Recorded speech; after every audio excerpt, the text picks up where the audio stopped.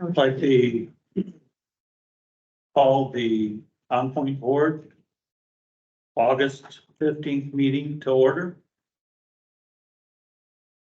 We'll start with the Pledge of Allegiance.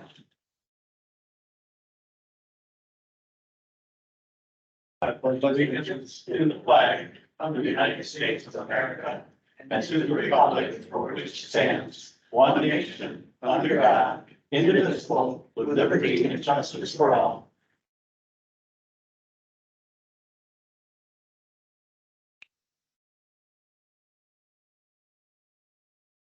At this time, I will take a roll call.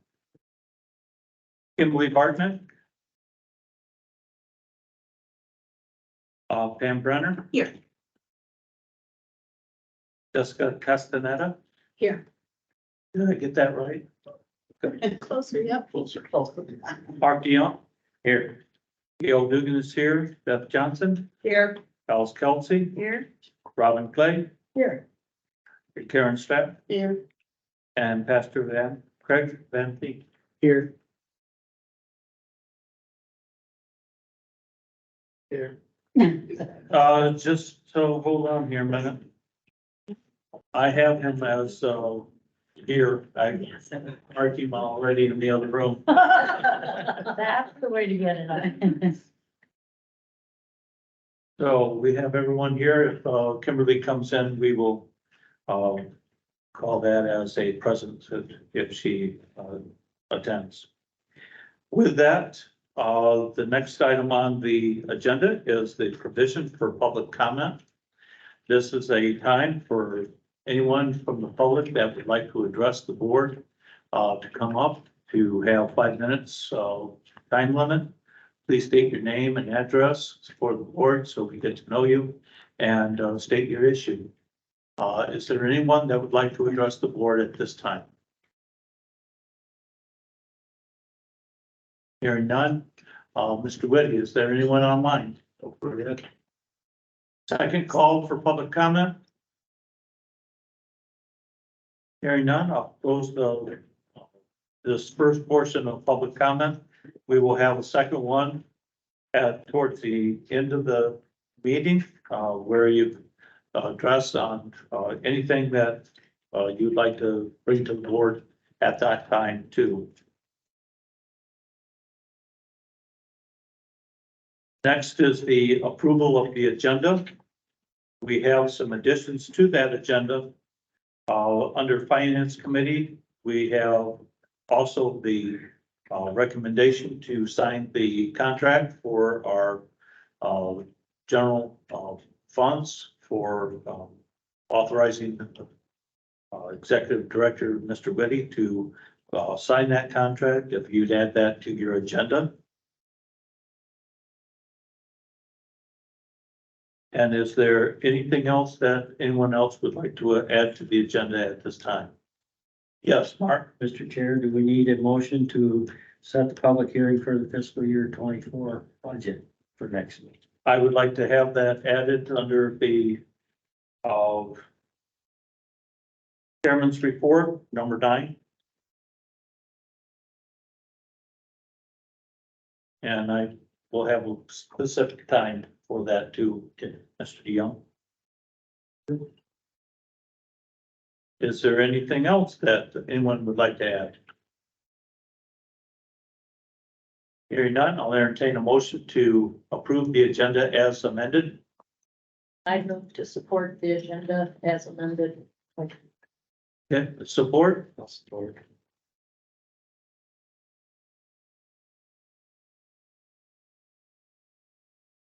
Okay, I'll take a roll call. Pam Brenner, Yes. Ben Brookhouse, Yes. Jessica Castaneda, Yes. Mark DeYoung, Yes. Gail Dugan says yes. Beth Johnson, Yes. Alice Kelsey, Yes. Robin Clay, Yes. Karen Stratton, Yes. and Pastor Craig Van Veen. Yes. That motion carries. We are now on to the item number 5, the consent agenda. Is there anyone that would like to remove anything from the consent agenda at this time for a further or adequate discussion? Seeing no one wanting to take that privilege, is there a motion to approve the consent agenda as presented? Aaron moves it. Do I hear support? Support. Support by Jessica. I'll take a roll call. Pastor Van Beek, Yes. Karen Stratton, Yes. Robin Clay, Yes. Alice Kelsey, Yes. Beth Johnson, Yes. Mark DeYoung, Yes. Jessica Castaneda, Yes. Glenn Brookhouse, Yes. and Pam Brenner. Yes. And I say yes, that motion carries. Mrs. Johnson. Program, sorry about that. I was gonna switch it up. Alice, you have the floor. Oh, my goodness. I'll just finish my notes. We had a presentation from the housing department today and, learned a lot about, the procedures that are available in the kind of mixing of, programs and requirements and such. And, one of the things that was highlighted is that, we are participating in what's called a GHBI. And it's a situation where, for people who have, co-occurrent SUD and housing issues, we can see them together and have a team of, staff that work with them, which I thought was really kind of supported our whole idea with the CCBHC integrated services and such. And speaking of CCBHC, everything seems to be on track for us being awarded a demonstration site. They said that we've been invited to the kickoff party already, so we're taking that as a good sign that we'll keep our fingers crossed. And also, you know, we've applied for a continuation grant, the IA, I forget what the innovation and something. And they think that it's likely we'll hear from them sometime soon, the end of August. So that looks promising as well, so. Good. That was the major. Thank you very much. Is there any questions for Alice on the program report? Hearing none. Thank you very much, Alice. Now we're on to finance. Okay, just to note that Andre and Darren are unable to attend tonight, so there won't be a financial report on the actual numbers. I just would draw your attention to page 9, that they write up some very nice notes on some of the numbers that change the most, I would say. So we are going to move right on to the action items found on page 6 is the first one. And I make the motion to recommend that the OnPoint board approve the July 2023 disbursements totaling $3,950,343.01. Right. Okay. It's the support is by Robin Clay.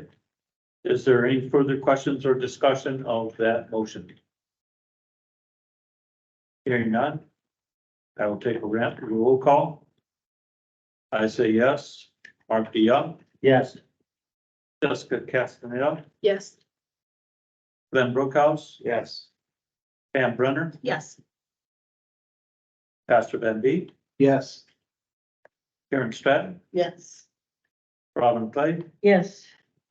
and Beth Johnson, Yes, Alice Kelsey. Yes. That motion carries. all right. The next motion, page 7.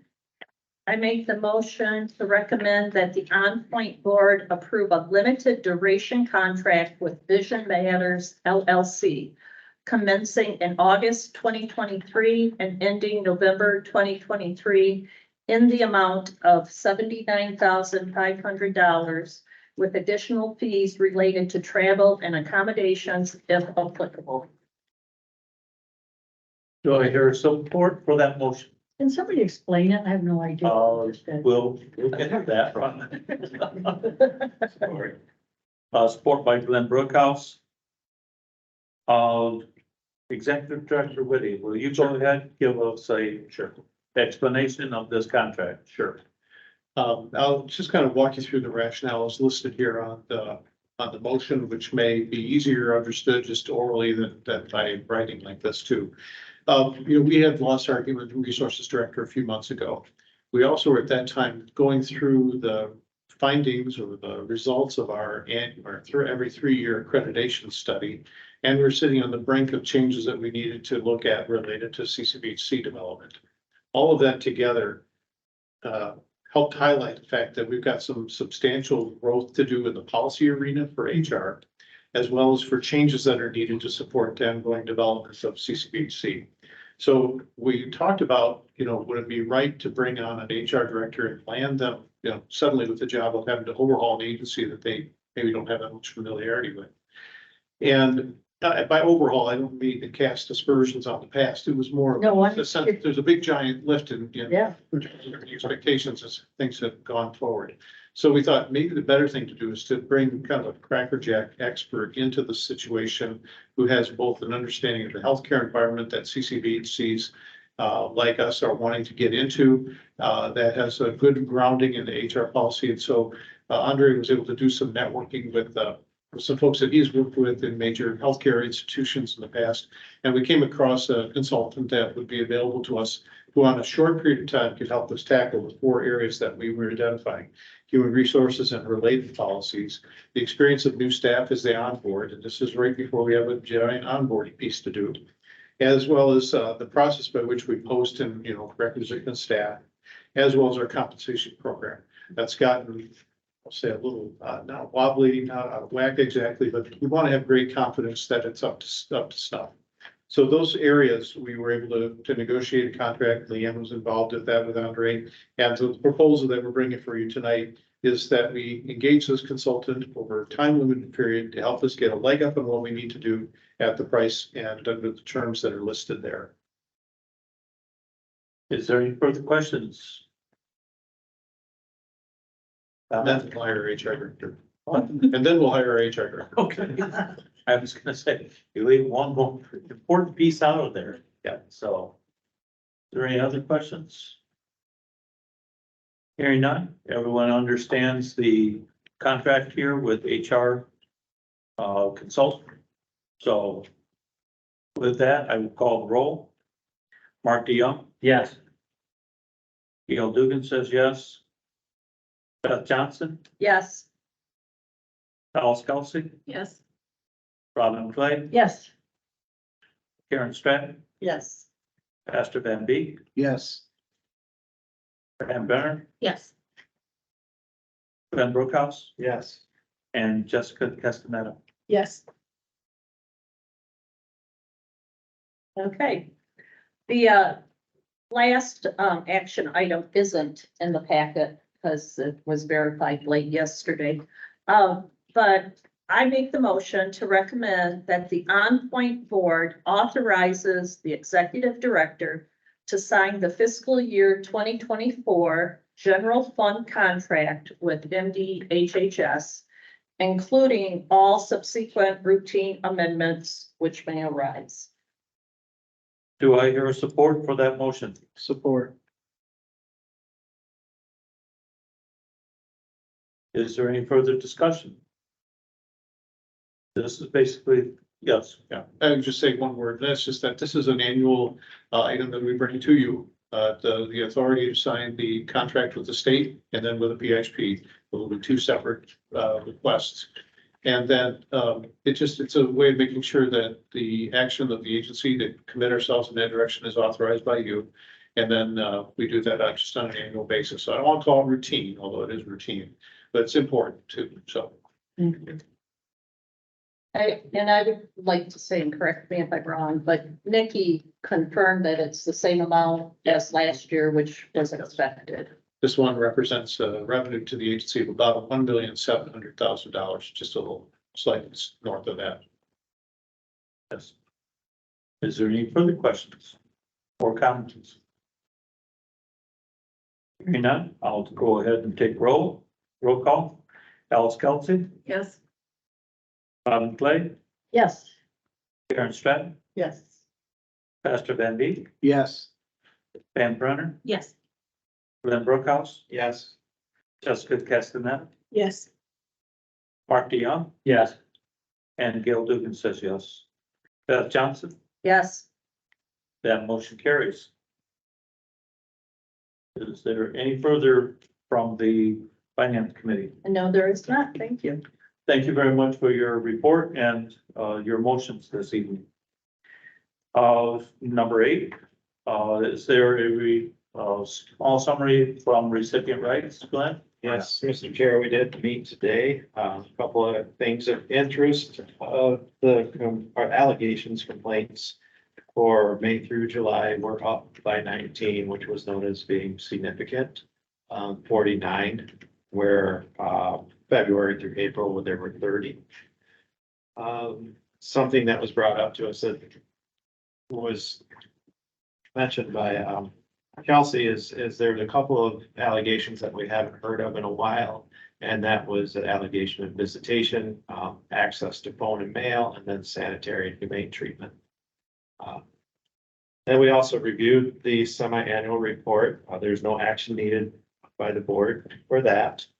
And then we also went over the goals for fiscal year 23, and they are on track with those significant changes. So the only thing I would note is that on our agenda does have our meeting as November, and that will take place in December to coincide with the annual report. Oh. That is the report, Mr. Chair. Thank you. Is there any, yes, problem? Can you tell me, whether it's an odd case or the usual to have dignity and respect be a high numbered item in this list? Can we take it? Kelsey Newsom is coming up. Thank you. This is Kelsey Newsom, our recipient rights officer. She does a wonderful job. And Kelsey, you have the floor. Very standard for us. So the highest complaint categories are mental health services suited to condition, which would be delivered according to the treatment plan, and then dignity and respect. And those are very broad definitions and lower in severity than like abuse 3, which would Sure. be an actual threat. So it could be anything that is perceived as being disrespectful or undignified. Thank you. I have a question. Beth? The jump of 19, you mentioned, the visitation, the phone and the environment, but that would be like 3 of the 19. Is there any? We're keeping an eye on it. I don't have any concrete answers. We have seen, so those 3, for example, those were 3 allegations within 1 complaint. There are some of these that can be explained by people sending more detailed complaints with several allegations within 1 complaint. And some of it's just an increase. We do tend to see some fluctuation throughout the year. What was interesting to me in pulling this report together is that our complaint numbers for June were down and July was way up. Sometimes we see that in the summer. There's not a really solid answer for that. The overall average does bring us less in line with state averages. So our complaint or our allegation per person served average has been historically higher than the state average. We were starting to trend down. That felt really good. More manageable workload, but also more in line with what we expect to see across the state. This is a spike from that. It feels noticeable, but it's also not so disproportionate that it's very alarming. I do think it's relevant to point out that our abuse and neglect numbers are about the same as they have been.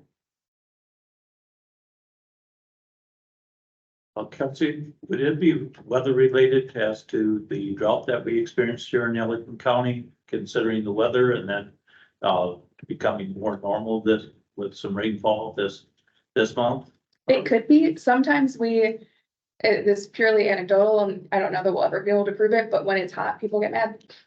So both staff and recipients, so we don't know, but the summer is sometimes a heavier complaint saturation than winter. All right. Is there any other questions for Kelsey from the board? Hearing none. Thank you very much, Kelsey. Then, is there anything further to report? That is the conclusion of the report, Mr. Chair. Thank you very much for your full report and Kelsey for your time this evening. Next on the agenda is the Chairman's Executive Committee report. We met on Friday. We covered a lot of ground, but board recruitment. We had a member that we were working on that was from Saugatuck. She did not follow through because of family considerations. The other thing is the LRE board. We're still looking for someone to appoint to that board to fill out our 3-person roster. Alice and Jim are handling the bulk of the load right now, but we really need to have someone else step up for that LRE position. We're in the process of getting a board email of updates to the system. And we have, and the key board pass that we have, and everyone has a copy of that. But in August, we don't have anything, but we do have in September, the conducting of the public hearing on the proposed annual budget, which as tradition at the Board of Commissioners, we have notice of that the month before, so people can prepare to look at that and attend and be part of the annual budgeting process, which a public hearing on that budget is part of that process in September. That's why we're having this motion to have set a public hearing. So with that, I'd like to bring that motion forward to set the public hearing for September 19th at 5:45 after we get started with the meeting. And then we'll bring for it at 5:45 to have that public hearing on the annual budget. I would make that as a motion. Is there a second to that motion? Support. Support by Robin Clay. Is there any other discussion? Hearing none, I'll take roll call. Pam Brunner, Yes. Ben Brookhouse, Yes. Jessica Castaneda, Yes. Mark DeYoung, Yes. Gail Dugan says yes. Beth Johnson, Yes. Alice Kelsey, Yes. Robin Clay, Yes. Karen Stratton, Yes. and Pastor Van Peter. Yes.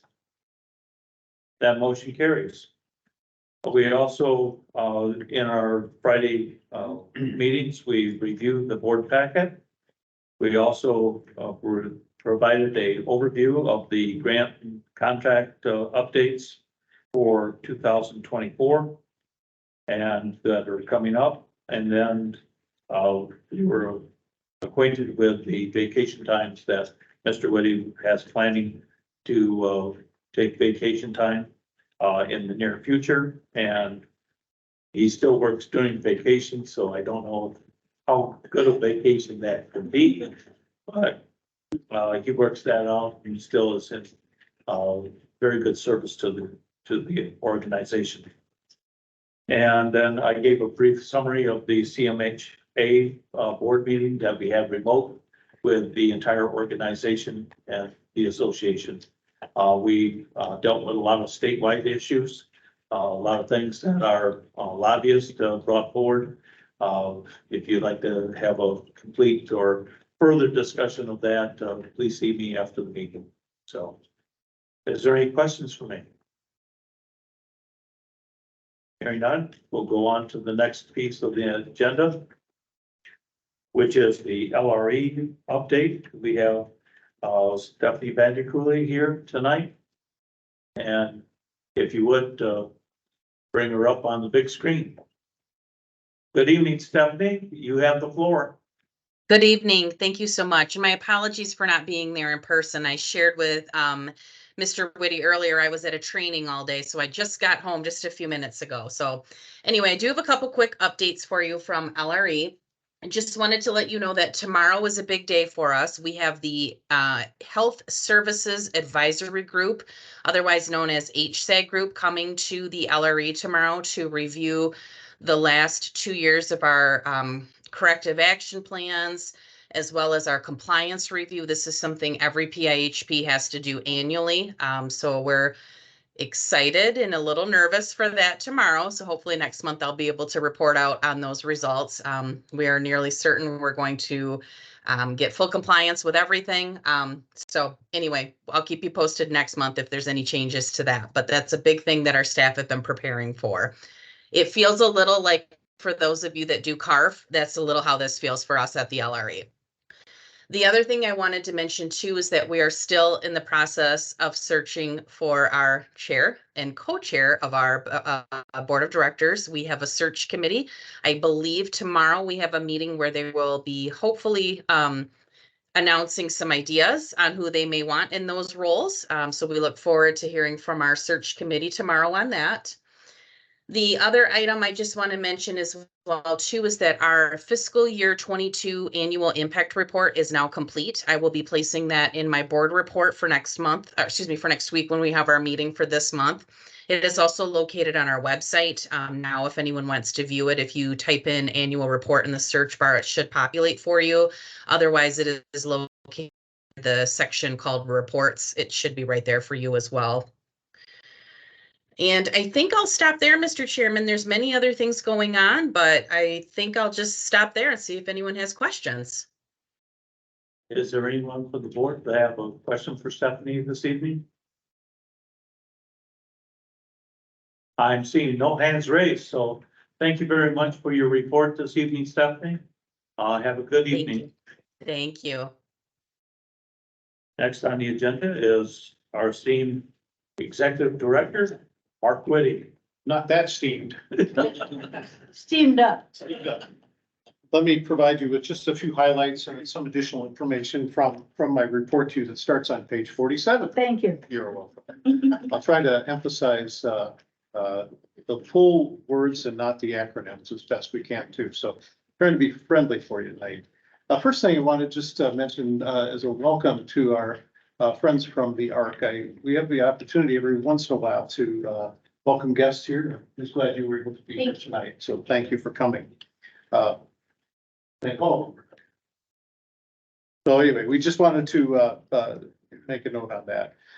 It has been also, you may have noticed that Brenda is not here tonight. She has left her employment, and so we'll be looking for a new person to succeed that role. So I am both Brenda and me tonight. So we'll get the minutes done through that mechanism. You're being recorded, so that's part of the way we'll capture it tonight. So just wanted you to know that. So if you have questions or any ongoing communication needs related to that, let me know, and we'll let you know as soon as there's a successor. On the section that relates to the agency, I did, as Leanne mentioned during the program committee, there's a bit of news related to a grant that we have won from the Health Resources and Services Administration. It's part of the Federal Department of Health and Human Services, but it's not SAMHSA, the Substance Abuse and Mental Health Services Administration, that we usually get most of our grant things from.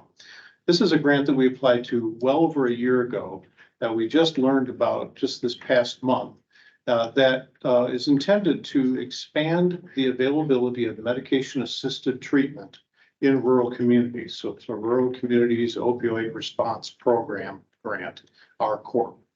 And so the intent of it is to do that. Now, it's grants at the federal level are starting to choke us a little bit. It's nice to have them, but when they have so many of them and coming through, state demonstration, IA, improvement and advancement, as well as the existing grants that we currently have that are coming to a close this August, and then the prospect of, of course, the state demonstration. we have a lot of juggling to do, and as you've heard, we have some staffing gaps that we have to fill as well. So we're gonna be making some decisions about how to best support that, but it's promising. But it does create some juggling and maybe some priorities, decisions that we're gonna have to make in terms of where to dedicate our time. On the board side of it, I learned a little bit about this BoardWorks training. I hope you've had an opportunity to read and enjoy that. I have additional copies of the survey, or the evaluation form that grants you your credit. One thing I did learn is that not all of the videos that I thought were available are in fact yet available. So only 5 or 6 of the 10, I think it is, are actually available on video for download or remote viewing. So we're gonna pace ourselves a little bit. You've had 2, give it a little break till the next one becomes available, and then we'll queue it up again. But I think the general plan of walking through kind of a measured timeline to get everyone up to speed on that series, it's still gonna be worthwhile. Heard just a few good things about some of what we had encouraged you to take, that intended beneficiary command. But I would encourage you to go ahead with that August public policy recommendation, and we'll send you that information after tonight's meeting. But What is the evaluation document? Because I haven't received it. okay, it's a form that we will right here for my handy reference.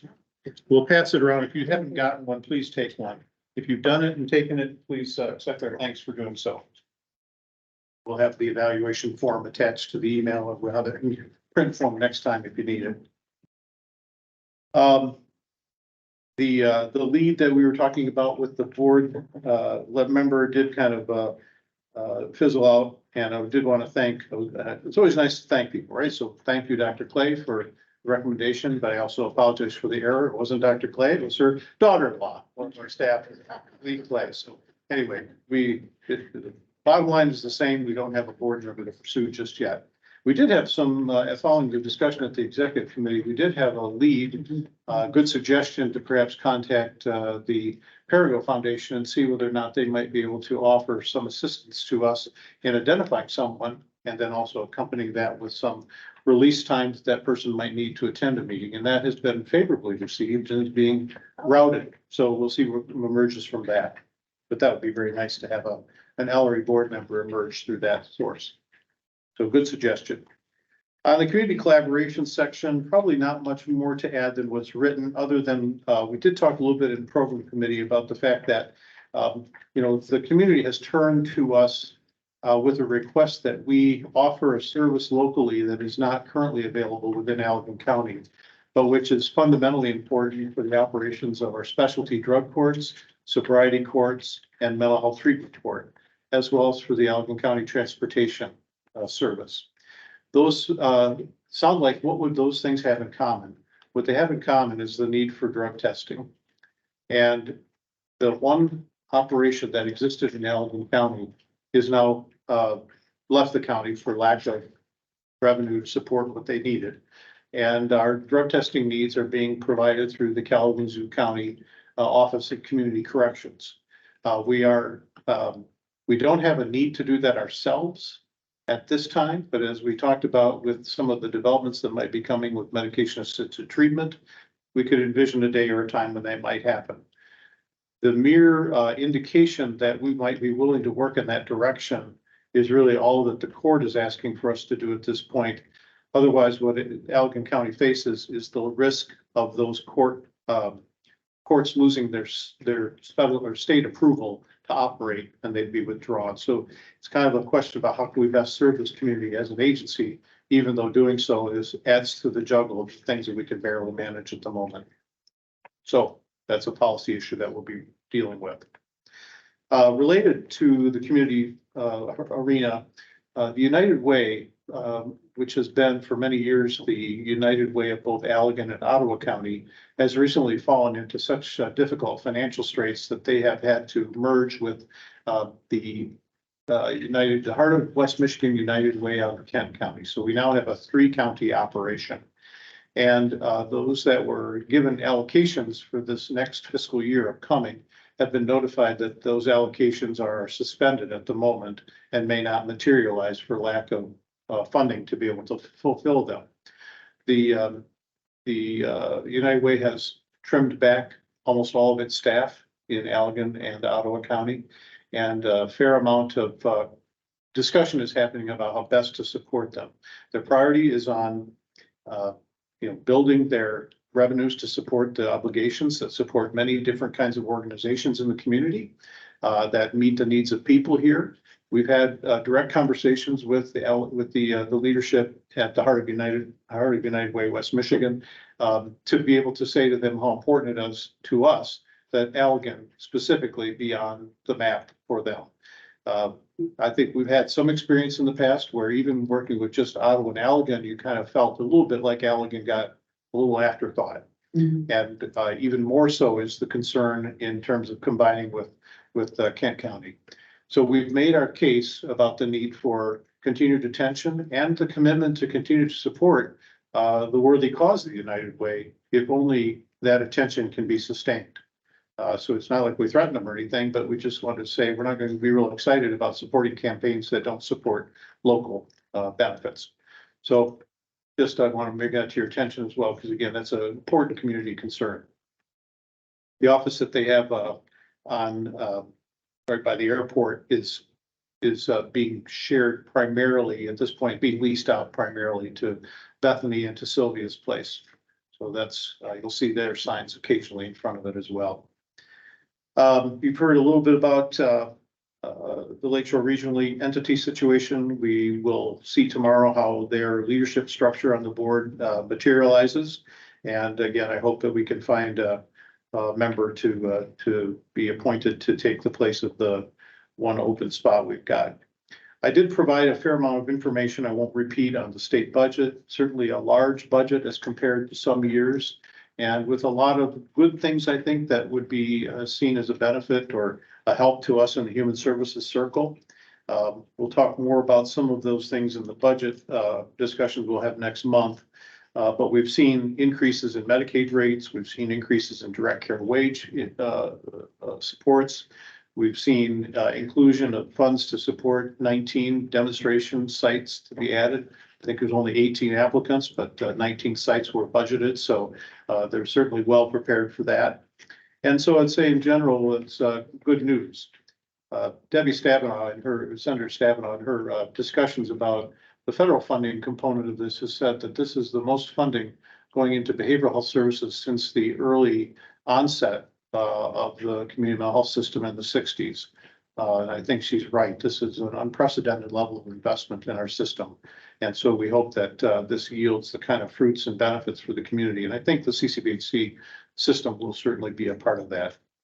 I did include some information about a DHHS forum that we were invited to participate in, and we featured prominently in the press release. Well, not that prominently, but we were there for that. Beyond that, I guess I'd just open myself to whatever questions or comments you might have, and happy to take those back wherever they may go. Is there anyone on the board that would like to ask any questions? Yes, Alice? Well, it's just a comment. It just made me think, she wasn't able to come to our open, but maybe when we have the big, event that, there's still, we could think of some reason. Yeah, right. To come. So I'm wondering if we could. Yeah, we're still working on that with her office. There's been I've asked her office to let us know when would be a good opportunity to kind of combine a trip from this side, on this side of the state anyway. She is kind of involved in, I'll call it a farewell tour, on her Senate service. So I think we'll have an opportunity before the year is out for that to happen. Is there any other questions or comments? Thank you. Thank you very much for your report this evening. That brings us to number 12, which is our second provision for public comment. Is there anyone that would like to address the board? The same conditions as before, 5 minutes per speaker. Rise and be recognized. Any topic. Mr. Whitty, is there anyone online? Only Stephanie, and she's not raising her hand. Okay. Second call.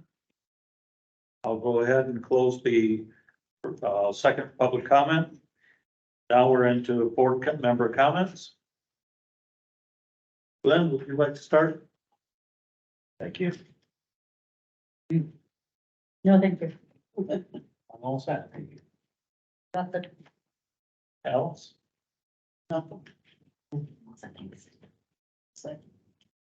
Well, I do have something to say. Oh, Thought you were gonna get away. The Board Works program that we going down the learning series and everything that doing this online and being able to peruse it at your leisure is a lot better than how we used to do this. This was the black book that was given to everyone when they got onto the board. And you were expected to have it done in 30 days. So you were up to speed. But we've gone a little bit higher tech than that. So I was cleaning out some of my records. I ran across that and I said, this would be a great opportunity to encourage people to do this online, measured pace, no big rush. So, but that's some of our history right there. So, but with that, wish everyone a safe trip home from this meeting. Thank you very much for your time and effort on this board. And thank you to the staff for your efforts for serving our community. Thank you very much. And at this time, I'll entertain a motion to adjourn. Move to adjourn. Support. Support by Alice.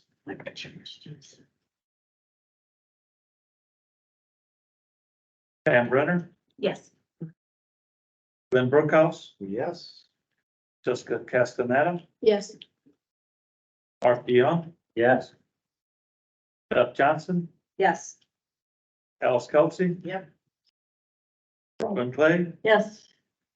Karen Stratton, Yes. Pastor Van Beek, Yes.